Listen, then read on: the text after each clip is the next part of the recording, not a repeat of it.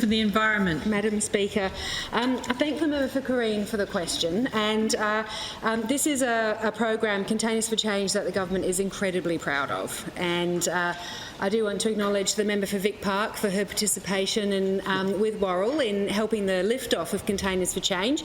It lifted off at October last year, so it's a year old, just over a year old, and it's hard to believe it's only 12 months. It's so well embedded and accepted in the community and has such a high utilisation rate. The lift-off was not easy. There was a lot of uncertainty around COVID and getting these refund points all online at the same time in the right places and ready to go.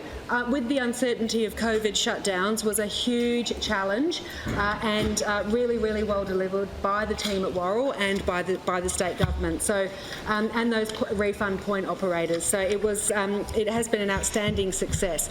And we set out to build the most accessible, most community-focused and most successful deposit scheme in Australia, and I have to say, after 12 months, we've certainly done that. We have 253 refund points. They range from Columbaroo to North Esperance into the south. We have exceeded the minimum of 229 refund points, which is the minimum network standard. So whether you're in Coral Bay, Laverton or Pemberton, you will have somewhere to be able to take your containers. And by September this year, over 765 million containers had been collected. In 12 months alone, we have lifted the recycling rates of containers by 20%. That is a huge amount. It is a huge amount.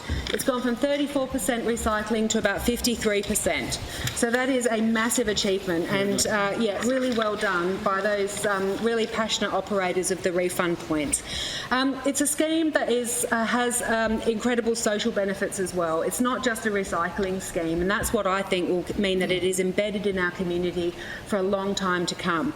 We've seen it's created over 730 jobs, and 41% of those jobs are people who live with disabilities, the long-term unemployed and Aboriginal communities. And the real success story of this scheme is actually how well it's been taken up in the regions.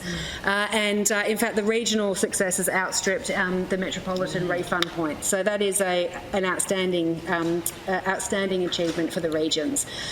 We've had $2.5 million distributed to 4,233 community groups. That's a significant amount of funding. And we recently attended the awards, the 12-monthly awards for the Containers for Change a couple of weeks ago, and we saw how it's really giving meaningful work to many people who would not have work otherwise, and given them purpose and structure that they would not have had. I think that it's been such a well-received and well-supported scheme. So we're very proud of this scheme, and we're very hopeful and optimistic. We've got an 85% target to reach in a few years. It's very ambitious, but we're very optimistic that we can get there. Well done.